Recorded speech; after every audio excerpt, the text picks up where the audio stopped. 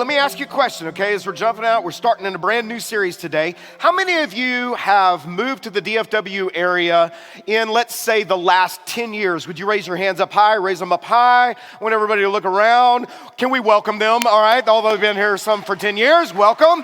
Every single week, this has been so awesome. Every week I'm meeting new people. And I was just away for a little bit in the summer. I came back. There's so many new faces. I love that you are here, and I'm looking forward to getting to meet you and know you. And it's just incredible as someone who has grown up in this area. I went to school here, grew up here, and I don't mean this to be insulting to my hometown, okay? But I've been here my whole life, and with so many people coming in, subdivision on top of subdivision, right? Our subdivisions have subdivisions. I mean, it's just amazing to see the growth. It makes me ask the question, why? Why here? You know? And I don't mean that to be rude to my hometown, because I love my hometown. But I remember whenever I was a teenager, I kind of had this mentality that, you know what? I can't wait to get out of here. Now, and that was kind of a lot of times we have that mentality. But I remember being away, I really felt led to be back. And here's what I know, okay? In spite of maybe the opportunities that we have to go to different places, I really think that in this particular area, there is probably a quality of life that a lot of people enjoy and that they like. And they, you know, specifically in moving to maybe Texas or the DFW area, really just America in general, but there's so many folks that are moving in from all over the nation. And I know that there are factors like the economy is robust and housing was affordable. Maybe it's not anymore because so many are moving in, but it was that way. And, you know, there's just this quality of life that I think that a lot of people really enjoy here. And I think that's one of the reasons why people come here and stay here. And are there more beautiful places in the world? Absolutely, right? In fact, whenever I might get to go to Colorado or maybe somewhere tropical, I often feel God calling me to leave EBC and to start a new church in those areas, all right? I'm just kidding, or am I? But every time I'm there, I just think because of the beauty of some of those places. And we have beautiful places and beautiful scenery here as well. But I really think that whenever you kind of think about what we have here, I think we all understand that for the most part, we really have a quality of life that many would consider to be a good life. There's great opportunity that is here, you know, and there's a pursuit of this thing that we are all chasing after, which is the good quality life, happiness within our life. Now, a lot of us may define that this way, and I think it's kind of sums up for a lot of people this way. This is what we think of a quality life. We think, well, that means I have a nice house, a fulfilling job, access to great schools for my kids, and I want them to be able to experience great sports and activities, and you know, that's kind of part of that package there. I want a flexible work schedule, access to good entertainment. There's a lot of sports teams. I'm not saying they're good. We just have a lot of sports teams. We have some that are good, but not many. You know, there's just all of these opportunities that a lot of people would consider as that good life or that quality of life. Great food, great restaurants in DFW, great barbecue, right? I mean, all kinds of thoughts on that. It's kind of this idea of the pursuit of the American dream. It's like that seems to be available. Now, it's not that people aren't struggling here as well. I know that also happens. But I mean, think about it like this. People are coming from, and you know this, that if you travel outside of the U.S. and you go to other places in the world, maybe third world type places, you know this, that there is a reason why people will do whatever they can to get into this place, right? And they will. And they're trying to get here because there's this belief that there is this quality of life that people have and that people want and that people desire. Well, we are going to be looking in the book of Ecclesiastes, and I want to urge you to go ahead and start turning there with me, and I'm excited about this series so much that we're going to spend some time in it, really over the next 3 months. We're gonna go through the book in a process of asking God to speak into our lives as we look at this book. And I love studying this particular book of the Bible. I love studying them all, but really this one is fascinating to me. It's kind of an obscure book. Maybe you've never read it before, or maybe you have read it, and when you finished reading it, you maybe felt depressed. Maybe you were like, oh my goodness, what is this even doing in the Bible? Could this actually, is this supposed to be in here? This guy sounds like he's at the end of his rope, or how many of you have been in churches where they actually work through the entirety of the book? Anybody been in a church like that? Okay, maybe a few hands. Yeah, that's okay. That's good. Those of you that raised your hands, I need you. You're gonna help me with this over the next several months, okay? As we go through this. But here is the thing. I love this book because it really feels like, and a lot of people believe this, that when you look at our culture today, it really feels like it wasn't written 3,000 years ago. It almost feels like it could have been written yesterday or last year. I mean, it just is so applicable, and it addresses a lot of the questions that people of our generation are asking and are wanting to know, and questions that people are truly struggling with. There are some who believe it's the most relevant book in all of the Bible. I believe all of God's word's relevant to us. We don't make it relevant, it just is. But this book just speaks into areas of where I find my satisfaction in life.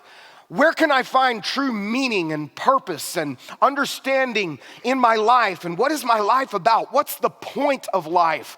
It really addresses these kinds of things. And we often think, as we look at this, where we know where those things of satisfaction are going to be found. So many of us will chase after those things, and we'll get to the end of that and we'll realize, well, it wasn't there.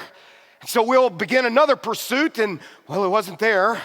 And then we'll go down another trail because we're looking for that fulfillment. Everybody is. We're looking for something to bring us satisfaction and happiness. And so people will try all of these different angles of trying to get their hands around that. And here's where a lot of people end up: disappointed. Some of you maybe are there today. And even some will get disillusioned.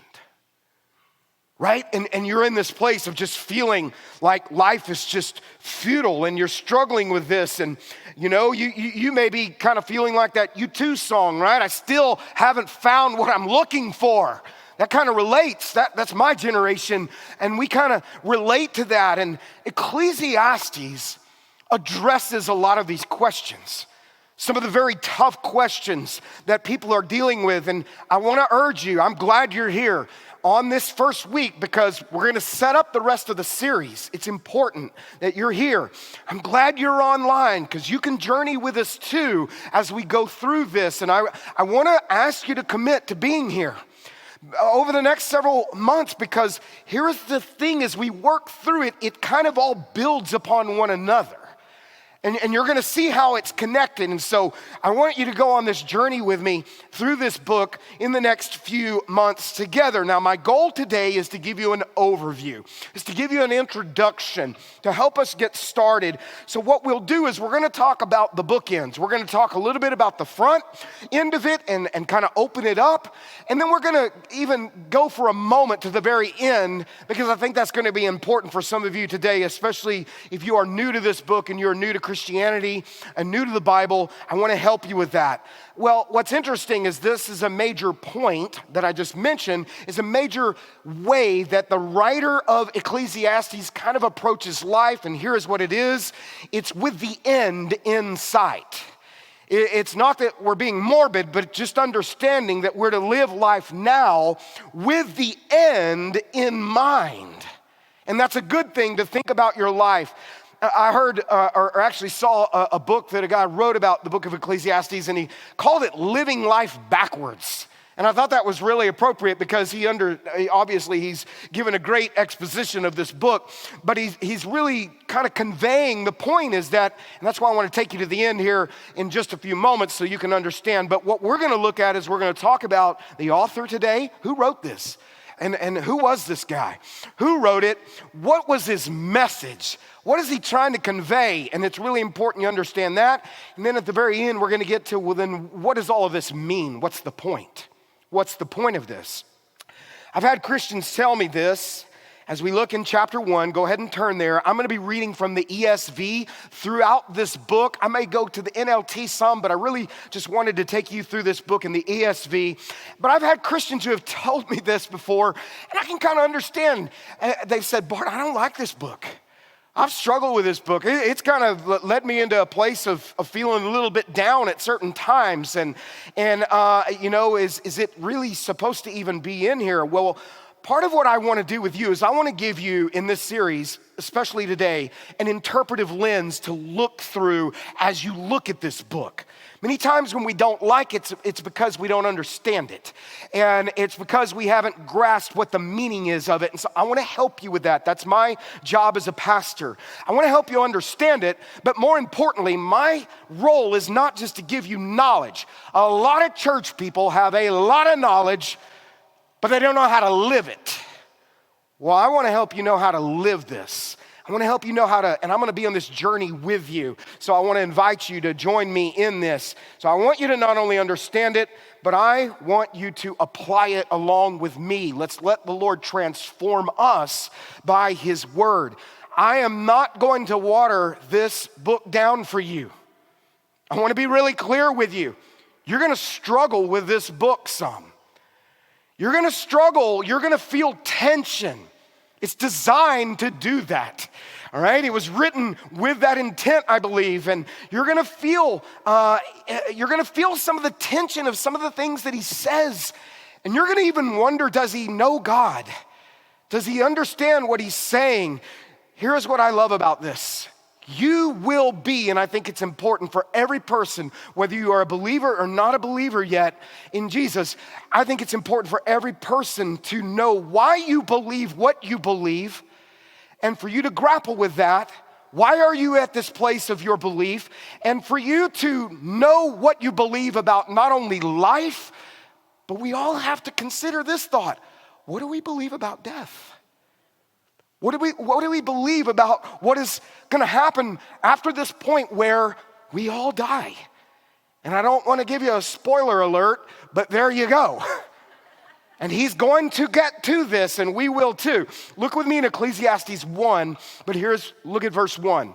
The words of the, help me out, what does it say? Preacher, the words of the preacher. The son of David, king in Jerusalem. So our first question is, well then, who is this author? Who wrote this book? Well, you may be thinking, some of you maybe have been around, you may be thinking, well, what is the mystery here? I think that's pretty clear. I think we know who it is if we keep reading, and I would most likely agree with you. But what I want to be sure that I do with you is I want you to understand there's a little bit of debate about who the author is. That there are reputable scholars that kind of disagree about who they think wrote this book. And well, let's just address that for a second. Who is this preacher? Who is this preacher? What does that even mean? Well, when you hear preacher in our context, you most likely are thinking of what I am doing with you now. I'm preaching a message. And I don't really like that this version uses that because I don't think it fully captures this. And there's a bit of a negative connotation that can come with that because most of us, let's face it, even though you're here today, we don't like feeling like we're being preached to. A lot of times one of the reasons that people say, hey, I really kind of connect with you or some of our other pastors is, yeah, you guys are preaching, but we feel like you're with us. You're talking to us. You're not talking down to us, even though I'm up on this thing here. But you're kind of with us in this. Well, so preacher maybe isn't best, but I want you to know that this word is the word in Hebrew, it's kohelet. The word is kohelet, and it literally means this, one who gathers. One who gathers or assembles a group, and then perhaps is a speaker to them. Some English translations translate it this way, the teacher. Some translate it the speaker. Some just translate it, really the best way is the gatherer. Now, what's interesting is the word. You may wonder, what is Ecclesiastes? Well, the word kohelet in Hebrew, when transliterated into the Greek, those are the 2 out of the 3 languages that the Bible's made up of, a little bit of Aramaic, it literally translates Ecclesiastes. So now you know that. That's who this speaker is. That's the title of this book. Well, again, I don't know that preacher's the best way of saying that. So think of it more along the lines of the gatherer, the one who speaks to a group of people, sharing that wisdom. Now, next it says son of David. And now you're thinking, all right, I know where we're tracking now. I know where he's taking us. And that's good, all right? Because I think we're on the same page. But you need to know that David had somewhere between 19 and 21 sons. So which son are we talking about? He had some kids, man, right? He had daughters as well. But then it says king in Jerusalem. Now again, helping us to narrow it down. And when I read the rest of the book, it seems to be clear, to me at least, and to a lot of folks, that Solomon seems by far to be the central person, the central voice of who is speaking, who the speaker is, okay? Is that it is King Solomon. And literally because it reads like the story of his life, because we know that Solomon had great wealth, he had great wisdom, he had access to all the pleasures. It really reads like his life that we know about him. So you may be thinking, well, what is the mystery then? Why are you bringing this up? Because you may go read about it, I hope you do, and you may hear a guy that kind of disagrees with what I'm saying here, and that's fine, that's okay. I encourage you to go study this for yourself, okay? And but I want you to know that the reason the mystery is here is because, number one, Solomon, like in the book of Proverbs and in the book of Songs, the other 2 books that he is responsible for, he identifies himself up front in those books. Not so in this book. He doesn't just come out and say Solomon, the writings of Solomon, as he does in the others. Another clue is this that kind of makes it a little bit of a mystery, is the Hebraic form in which, or style that it was written in Proverbs and Song of Psalms when Solomon was a writer of those, is different. It's different. Now, it could be different because he's at another stage in his life, but it's kind of different a little bit. So you will see that there is a narrator that is going to insert himself in 3 places in this book. Today, as we start, as we're reading, that is the narrator. In the middle of the book, in chapter 7, the narrator inserts himself again, and then in the following, at the end of the book, he inserts himself once more. Now, here's what I'm getting at. There are a lot of reputable scholars that believe that the narrator, who is unknown, might actually be the one who penned the book. However, the voice, the wisdom, all of that we're reading that will be portrayed, these are the thoughts of Solomon. And I want you to understand that that's the angle. I won't explain it every week. That's the angle and the direction we will be going in every week, okay? It could be Solomon penned it. That very well could be that. It's likely, but we don't know that for sure. But we know the voice. Now, you may be thinking, Bart, why so technical today? Why are you like breaking this down for us about this being Solomon? Listen to me and listen online, because it matters. It matters that you understand who wrote this book as we work through it, that you understand the nuances of the things that he's saying. It matters that it was Solomon because Solomon was the most successful man of that time. Solomon had it all. He had the wealth. He had the wisdom. He was most powerful. He was influential. He was at this pinnacle, this zenith of Israel's history. He had the biggest house. He had, if you'll read in his life, he had a lot of relationships with women. He went in all kinds of directions pursuing fulfillment in his life. Here's what you can think of when we talk about Kohelet, when we talk about the speaker going forward. You need to know that as we talk about Solomon, Solomon represents the apex of human success. I want you to think about it like that. You could think about it in our society, it would be like a rock star lifestyle, but a guy who has a lot of wisdom. even though he blew it, as we will learn. But he has some wisdom, okay? Solomon was a guy who was able to be at the top of the ladder of what we would determine as humanly successful. He was in that place, and he was able to look around, and now he's able to shout back down to us, I've been up there and I've seen it, okay? Now, I was reading this summer a lot, and I came across this article. I wasn't even looking for it in what I was reading, and I came across this article about Sir Anthony Hopkins. You remember who he is. He's in his 80s now. Some of you are like, who is that? Let me help you. Remember that, okay, from that movie, okay? Some of you are like, what is he talking about? You'll figure it out, okay? Or ask somebody sitting next to you. But that's who that guy is, and he had just won another Academy Award. He's at the pinnacle of his career. He's in his 80s, and he was addressing this. I didn't even go looking for this. It just like landed in my lap. He said this. He said these words. He was speaking about all of the actors and actresses in Hollywood and in the culture today who, in his words, will do anything, say anything, sell their souls in any way they possibly can to get to the top, to experience it. And this is what he said. He's in his 80s, looking back on his life. He said, I have been to the top, and I can tell you that there is nothing there. And he just won another Academy Award. He's looking back on his life. Now, I don't know anything about Anthony Hopkins, where he is with God. I don't know. I didn't even bother to research that.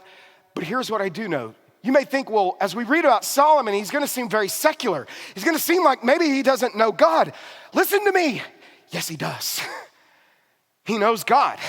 It's clear he has an experience with God where God gives him great wisdom even about the things of God. Solomon had it all, and he knew God. He was like this total package whenever it comes to the apex of human success.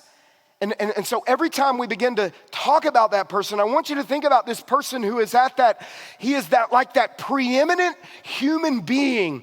He is this person, right? Now, if you read about his life, you will discover, because the Bible does not hide these things about him. It's very upfront. Man, this guy messed up in some big ways. He stopped following God in a period of his life, and he started pursuing a lot of other things. And we may look at that and we judge Solomon, but here is the mystery of it for me. When I look at a guy who has the wisdom that Solomon does, it's a sobering thing for me to realize if he could blow it, so could I. And so, but I want you to think about that, okay? So that's who the author is. That's where we'll be going. Now, what is the message, right? Are you ready for the message? Here is the thesis of it all. This is where he's going. This guy who's incredibly wise, he's wealthy, he's famous, he's at the top of the ladder. Are you ready for the message? Say it with me out loud. Vanity of vanities, says the preacher. Come on, say it with me. Vanity of vanities, all is vanity. And when he says all, he means all. When a writer emphasizes something 3 times together, do you think he is making a point? Vanity of vanities. The preacher says, vanity of vanities, all is vanity. Do you know what he's getting at? And you have probably felt this at some point. You probably know what he's talking about here. I want to explain vanity in just a second. But what he's saying is life can feel so absolutely at times meaningless. What's the point? What are we doing? That's where he's at, okay? What does he mean when he says it's vanity? When we hear vanity, we think of someone who's looking in the mirror, looking good today. That's not what this word is getting at, okay? So you need to kind of take that word and set it aside. There's a Hebrew word that is used that is this word havel. And the word havel literally means vapor. It means smoke. It means mist. It translates, some English translations will translate it futility. Some will translate it as meaningless. They'll translate it that way. The Amplified, which I love because it's really wordy, all right, says vapor of vapors and futility of futilities. He's trying to cover it from every angle, but he still doesn't fully get it there in our English language. Here's what it literally means. Think about this. It doesn't mean water bottle. Here's what it means. There's something in this bottle. There's a liquid that is a real substance, isn't it? It's in here. You can see it. You can see it kind of moving around. And here's what he's getting at. This word literally means this. You see it? I can feel it a little bit. I can try to get my hands around it. Where is it? It's gone. That's what he's getting at. I can try to spray you guys. I could turn this a little, okay? Or if you're on the front row when I'm preaching, you feel that mist, okay? But this is it. This is what he means by this. Havel is I'm trying to get my hands around this. I can feel it. I could spray you up here. If you were up here, you would feel it maybe even a little longer, but it's still gonna go away. It still evaporates. Where does it go? It's here, and then what he's saying is, it is gone. Do you know the Bible calls our lives a vapor, a mist? You remember when you were younger, some of you are still in that place, and just how long it would take to get to Christmas? How long it would take to get to graduation? As you get older, those years just go by so incredibly fast. Some of you would say, like a second. I'm not looking at anybody. I'm looking above your heads. Folks, when Solomon is saying all is vanity, he means all is a vapor. And you know what he applies it to? Everything. In the 12 chapters, he will apply that term to wealth, work, wisdom, pleasure, fame, youth, long life, power, family, hobbies, laughter, drink, food, possessions, sex, honor, children, even, now this is perplexing, even righteous living. I can't get my hand around it. I think I've got it. I think I've figured it out. Poof, it's gone. Now I got to go down another trail. Poof, that's gone too. I'm describing some of your lives. The Bible's describing, it's speaking right into your soul because you know it's true that we do this, right? And this is what he's saying. I've tried it all. I've tried it all. Every trail, everything's a mist. Now this is why some people don't like this book. If we ended right there, it would be depressing, right? What you'll find with Solomon is he's gonna push you to the edge. He's gonna push life to the edge. In fact, Chuck Swindoll has a book called Living on the Ragged Edge, and it's about Ecclesiastes. He's pushing every boundary, like our society will push every boundary to try to find whatever it is. This is why some don't like it, because it can, at times, you'll find Solomon gets really into a dark place. He really gets into this place of despair. He really seems to express he is disappointed in his pursuits. And you say, why? Because he is. He just flat out is disappointed with how life has kind of ended up for him at this point. And you may be thinking, man, this is terrible. I hate this. I hope that Solomon is wrong. There's a lot of people throughout the ages that have hoped that have realized at the end of their life, he wasn't wrong about those things. He deals, what you get from Solomon is he deals with some of the realities of this life with such an intellectual honesty. I gotta tell you, for me, it's refreshing. Even though it's tough, it's refreshing. One of the things that I think makes this book relevant for us, or we find the relevance in it, I should say better, is we are attracted to authenticity. We're tired of people just blowing smoke at us. We want to understand something we can really get our hands around, that will have some substance in our life, right? Is it possible to find meaning in all of this madness? Is it possible to find meaning in these mundane things that we go through on a daily basis, right? The one thing I love about it is it just deals with it. And sometimes in a message and in the coming weeks, we'll help you resolve the tension, but I'm going to shoot straight with you here. There will be weeks where we won't resolve it for you, and you are going to be left to go and to deal with it for yourself. And I think that that is a good place to be. Because I think we as believers, it forces us to grow. It forces us to figure out, why do I believe this? Why am I at where I'm at? Now, as we begin to move towards resolving today, don't miss the point that Solomon is telling us today. The thesis will come up over and over again. Vanity of vanities. Everything is that, okay? That's getting on my glasses, but it'll go away, right? Don't forget that. Don't dismiss it and think, man, this poor guy, he just must have been an atheist. He just didn't know God. Yes, he did. He did. And yet, what do we find?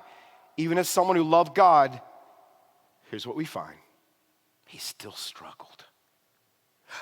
I don't know about you, but I connect with that. Because there are times, I love Jesus, I do love him, but there are times that there are things that are happening all around that I'm struggling with. And I don't understand. I don't get it. So don't dismiss it, okay? Don't just set it aside. And here's another reason we shouldn't just set it aside. Because here's what I know, even those of us that know Christ, and that's many of you online, you know Jesus. Even though we know the sweetness of being in a relationship with God, don't many of us still chase after so many of these pursuits anyway? And then so many of us are disappointed. We get to the end, we're so comfortable with this world, we think that that is the end all be all. When it disappoints us, we wonder why we're disappointed. So I think it's important that we look through this. So I want to give you some lenses, okay? These are some things for you to write down, things for you to utilize in this book throughout the rest of the series, but really through the rest of your life. First, you got to look through the lens of understanding it's a fallen creation that he is writing about. He's going to use a phrase over and over again, under the sun. Life under the sun is smoke, vapor. He's going to say it over and over again. What he's speaking about is this cursed, broken world in which we still live in. You hear us say it nearly every week, this is not heaven. Things you know in this world are not as God initially designed and created them to be. There was something that happened in Genesis chapter 3. God gave us choice. There was perfection. He gave us choice. We sinned. He even said, if you choose sin, Adam and Eve, he uses these words, dying you shall surely die. Physical death, spiritual death. He uses those words, right? And he talks about the world is cursed now. We know it. There's disease everywhere. We think we can control it. Doesn't seem like we're doing a very good job. There's death all over the place. What Solomon is getting at is that life under a fallen world, that life doesn't seem to be the dominant player under this fallen, cursed world. Death is the dominant player. Death seems to be, and he's feeling this, and you need to know that Solomon is raging in this book as he's writing or as he's speaking about death. He's raging about it. He's frustrated about it because everything that he tries to conquer that seems futile. He can't, what he understands is that he can't buy his way out of it. He cannot use his power to overcome it. He cannot escape it with sex and alcohol or whatever, that things that people will try. And what Solomon feels like, there's a frustration you will sense in him. What Solomon seems to be feeling like is that death is having the final word. And you know what he knows? It's coming for me. As I am aging every day, this body is dying. And he knows it. He knows this. I turned 50 this last year. I don't know why, but my mortality struck me this year for the first time. It just kind of hit me hard because I realized this. He knows this and he feels like there's a finality to it. Now, listen, I'm not trying to depress you. I don't think this is a bad thing. I think it's wise for a person to think about their mortality because there's such gravity in the decisions that we make right now. He's struggling with the thought, well, then if death wins, then why, God, have you put eternity in my heart? Why do I have this desire to live forever if death is going to win? I mean, haven't we all throughout the ages been raging against death? We're always looking for the fountain of youth. We don't want to think about it. We don't want to talk about it. Ecclesiastes in chapter 3, he even says this: God has planted eternity in the human heart, but even so, people cannot see the whole scope of God's work from beginning to end. This is why we beat our fists against the walls when it comes to death or life under the sun, because it feels like it has the last word. That's where he's at. And yet eternity is in our hearts. So when he says under the sun, you need to look at it through the fallen creation, is what he's speaking of, life under the sun. So here's the next lens for you. You want to look at it through the lens of progressive revelation. It's a theological term, but I want you to know this and understand it, is that there is a progression of understanding that God throughout history has allowed his people to know. It simply means this, that God doesn't reveal everything to us all at once. Those that were in the Old Testament, they knew that there was a Messiah that was coming, but they didn't fully grasp all of the depth. In fact, most of the Jews, including the disciples, up until the resurrection of Jesus, they didn't fully understand why Jesus even came. They thought he was a militant Messiah just to deliver them from Rome, Israel from Rome.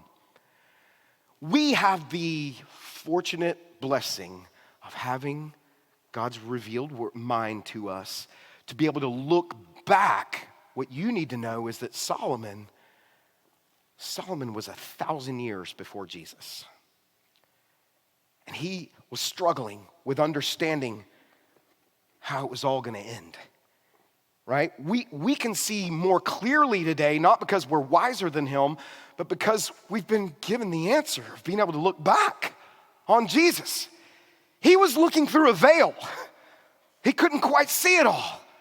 From Solomon's point of view, death felt like the end of the story.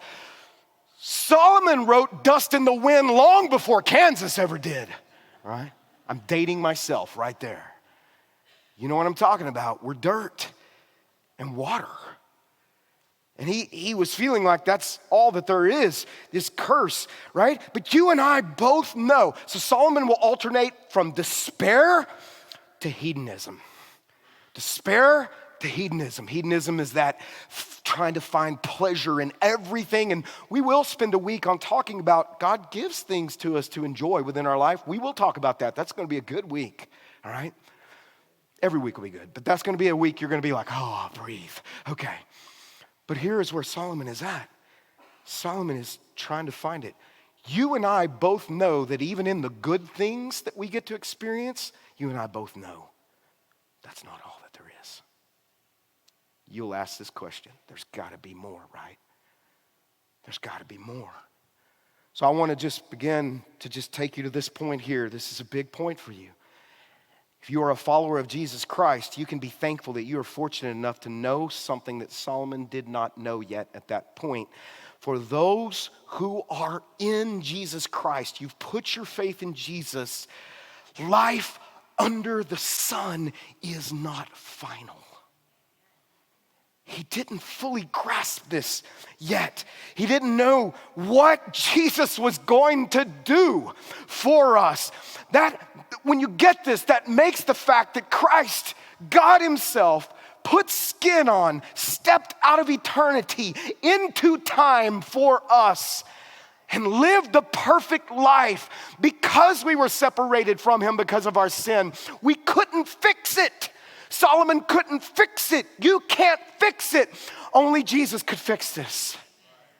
And this is what it's pointing to. Everything in the Old Testament, friends, is pointing to Jesus.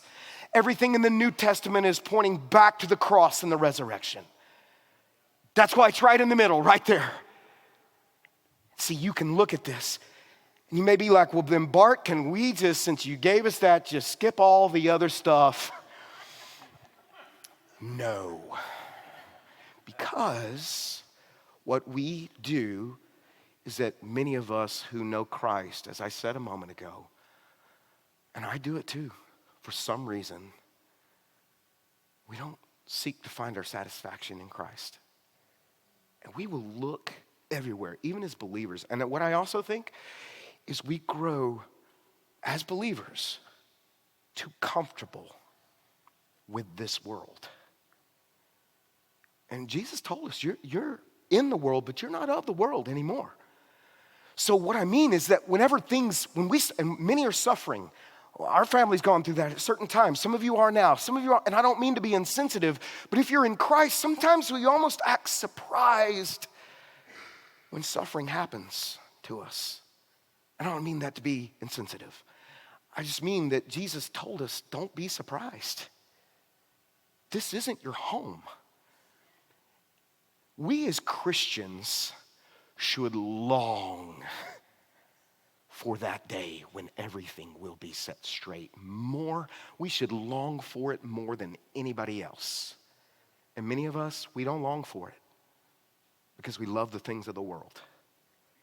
Solomon is speaking into this. So we will chase after the good life, and we will miss out, for many of us, on the best life. We'll chase it. We will chase it. And here's your chance in this book to wrestle with that, to examine yourself. Am I fully pursuing God? Am I fully pursuing the Lord? Ecclesiastes is this. It is a desperate cry for solving this problem of death. That's what it is. There must be more. And I really think the Holy Spirit uses it to draw our attention to what we believe about that and where we will spend our eternity.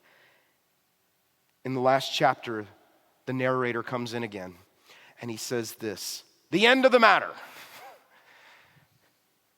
All has been heard. Fear God and keep his commandments, for this is the whole duty of man.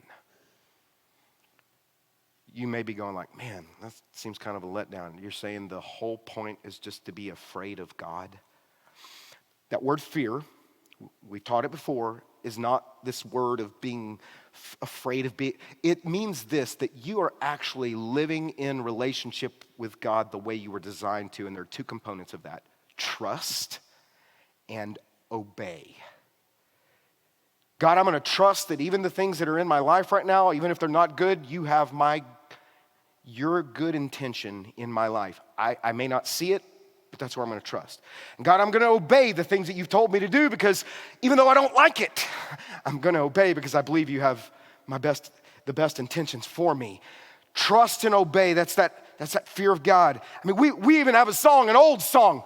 Trust and obey, for there's no other way to be happy in Jesus but to trust and obey. That's old school right there.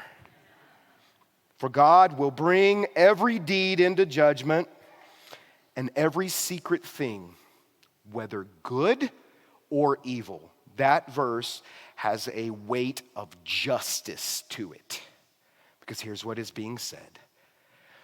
He says nothing matters. The narrator is saying, wait a minute, everything matters. Because God sees everything. And in his time, God will set all things straight and right. Are you ready for this? Death does not have the final word. God does. And that's where the gospel of Jesus comes flooding in for us. Where there's despair, it displaces it with hope. Because my hope is in Christ. And that's why Jesus came. And he stood in my place and he lived a life I couldn't live. He died the death I deserved to die. He went to the cross. He took my sin and your sin upon himself, and he handled our sin problem, but then they put him in the tomb. And then he handled our death problem when he was raised from the dead. And so instead of Solomon's mentality, here is Paul's mentality. Yeah, I'm suffering. This body's getting beat up and I'm going to physically die. Paul was beheaded. But where, oh, death, is your sting? You lost because Jesus has won. And because Jesus has won, if you are in Christ, you win.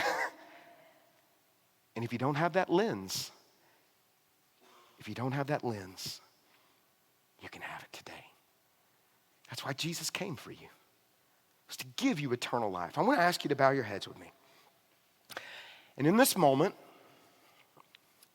you may be a believer and you're suffering. And your suffering is real.